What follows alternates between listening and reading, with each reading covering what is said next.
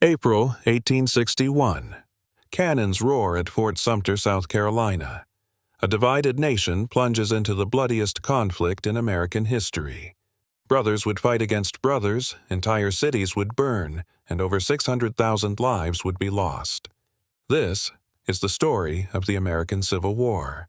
How the United States nearly destroyed itself, and how that struggle redefined the meaning of freedom. To understand the war, we have to go back decades before the first shot was fired.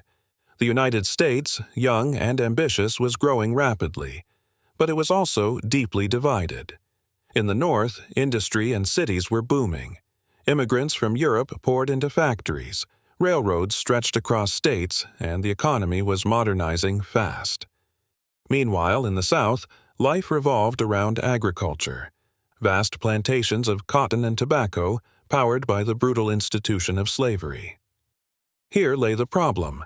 While the North increasingly viewed slavery as immoral and outdated, the South saw it as essential to their way of life and economy. The country was like a house built on sand, one storm away from collapse. Throughout the early 1800s, leaders tried to patch up differences with compromises.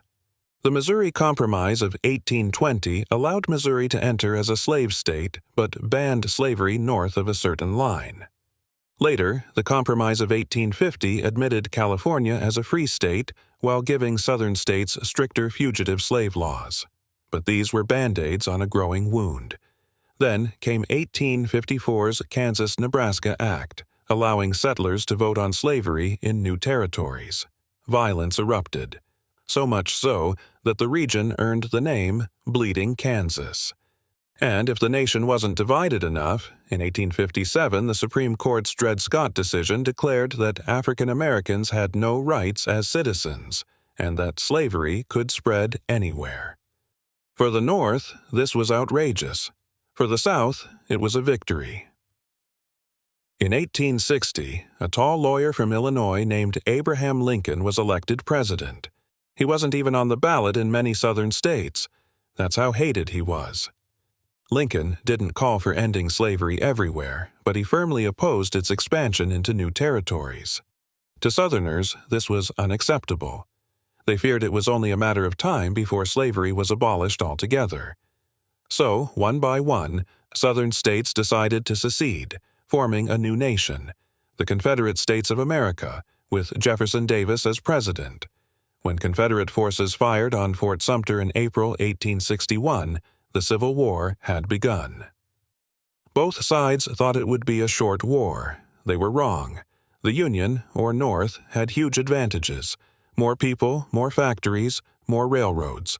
The Confederacy, or South, had excellent generals like Robert E. Lee and the advantage of fighting on their own land. The first major battle, Bull Run, shocked the North, proving the South wouldn't be easily defeated.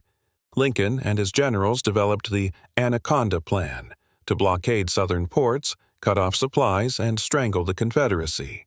But early years were bloody stalemates, with neither side able to deliver a decisive blow.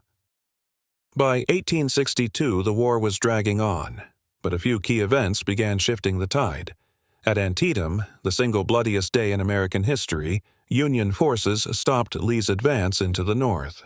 This gave Lincoln the confidence to issue the Emancipation Proclamation, declaring enslaved people in Confederate territory to be free. The war was no longer just about preserving the Union. It was now a fight for freedom.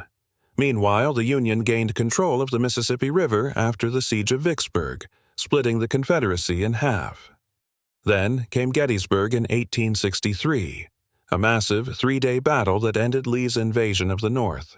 Lincoln later gave his famous Gettysburg Address, reminding the nation that the war was about a new birth of freedom.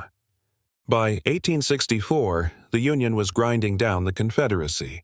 General William Tecumseh Sherman launched his March to the Sea, burning cities and destroying railroads to break the South's will to fight. In Virginia, General Ulysses S. Grant relentlessly pursued Lee's army, engaging in brutal battles like the Wilderness and Cold Harbor. Finally, in April 1865, Lee surrendered to Grant at Appomattox Courthouse. The Civil War was over. The victory came at a terrible cost. Over 620,000 soldiers had died, more than any other American war. Entire towns were devastated, families torn apart, and just days after Lee's surrender, tragedy struck. Abraham Lincoln was assassinated by John Wilkes Booth, shocking the nation. But Lincoln's vision lived on.